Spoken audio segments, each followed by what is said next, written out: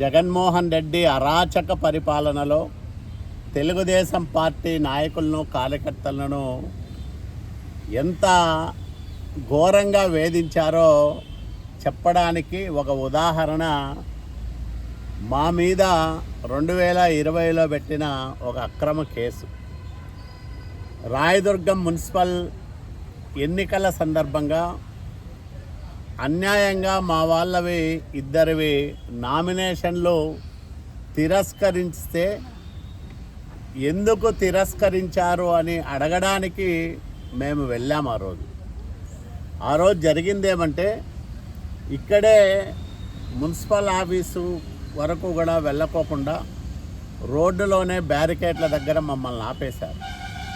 ఈ విషయాన్ని జిల్లా ఎన్నికల పరిశీలకులుగా ఉన్న ఐఏఎస్ ఆఫీసర్ గారికి చెప్తే, ఆయన కమిషనర్ గారికి చెప్తే, వాళ్లకు సహేతుకమైన కారణాలు చెప్పాలి కదా మీరంటే, కమిషనర్ గారే మమ్మల్ని ఇక్కడి నుంచి మున్సిపల్ ఆఫీస్కి తోడ్కొని వెళ్ళారు. మేము 5 మంది మాత్రమే వెళ్ళాం.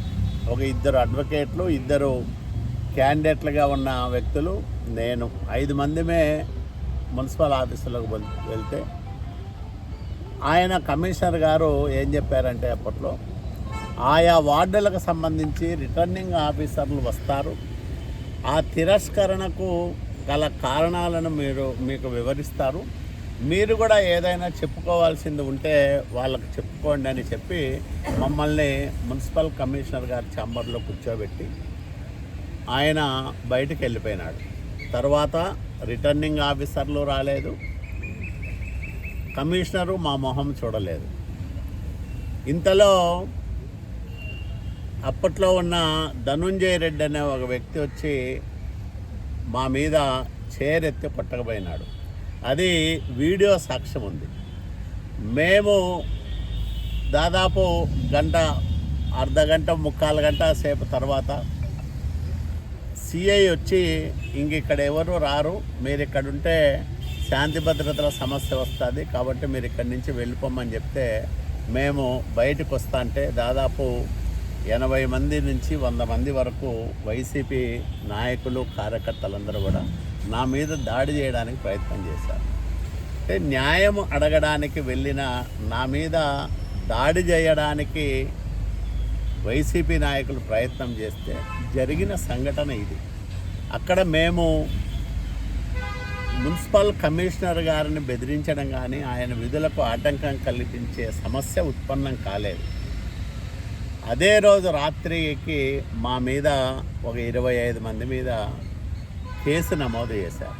మున్సిపల్ కమిషనర్ గారితో బలవంతంగా ఫిర్యాదు తీసుకొని మేము అక్కడ దౌర్జన్యంగా ప్రవేశించి ఆయన విధులకు ఆటంకం కలిగించామని కేసు పెట్టారు. మేము వెళ్ళిందే నామినేషన్ల పరిశీలన పూర్తి అయిన తర్వాత. అంటే ఈ ప్రాసెస్ అంతా కూడా అయిపోయి వర్కింగ్ అవర్స్ అయిపోయిన తర్వాత వెళ్ళాం. కాబట్టి కమిషనర్ గారి విధులకు ఆటంకం కల్పించే సమస్య ఉత్పన్నం కాదు. ప్రతి అడుగు వీడియో రికార్డ్ అయింది. మా ప్రతి అడుగు వీడియో రికార్డ్ అయింది.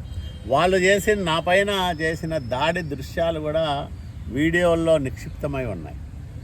కానీ అన్యాయంగా నాతో పాటు 25 మంది పైన నాన్ బెయిలబుల్ సెక్షన్లతో కేసు నమోదు చేసింది అప్పటి వైసీపీ ప్రభుత్వం. సెక్షన్లు 353, 506 రెడ్ విత్ 341 PC కింద నాన్ బెయిలబుల్ సెక్షన్లు పెట్టి మమ్మల్ని, అంటే నన్ను మున్సిపల్ ఎన్నికల్లో పాల్గొనకోకుండా రాయదుర్గం నుంచినే పంపించే కుట్రలకు తెరలేపారు అప్పట్లో వైసీపీ నాయకులు.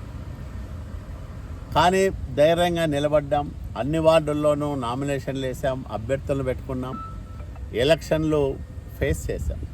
అయితే ప్రజాస్వామ్యాన్ని కాపాడుకోవడానికి మేము ఆ రోజు ఎంతగా పోరాడాల్సి వచ్చిందో అందరూ కల్లారా చూశారు. ఇట్లాంటి 22 కేసులు పెట్టింది వైసీపీ ప్రభుత్వం అప్పట్లో 2019-24 మధ్యలో నా మీద.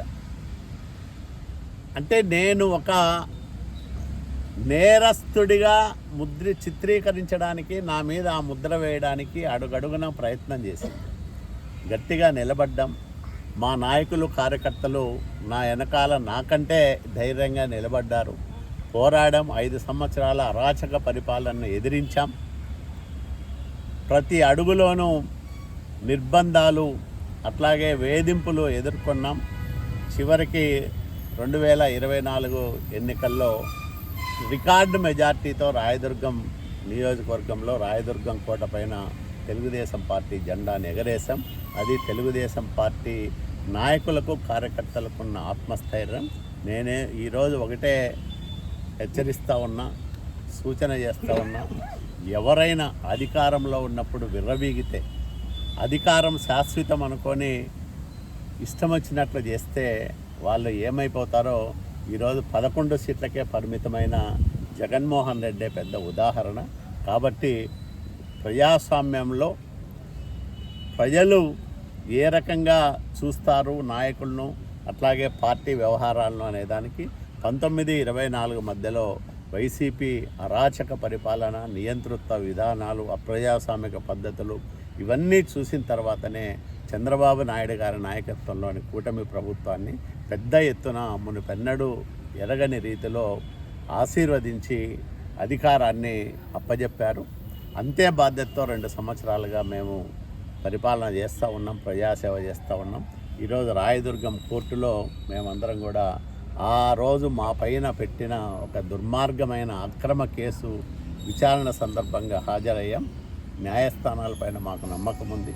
ఖచ్చితంగా మాకందరికీ న్యాయం జరుగుతుందనే విశ్వాసం ఉంది. మేము న్యాయం కోసం, ధర్మం కోసం, ప్రజాస్వామ్య పరిరక్షణ కోసం ఎవడినైనా ఎదిరిస్తాం, ఎంత దూరమైనా పోతామని సందర్భంగా మనవి చేస్తూ ఉన్నాం.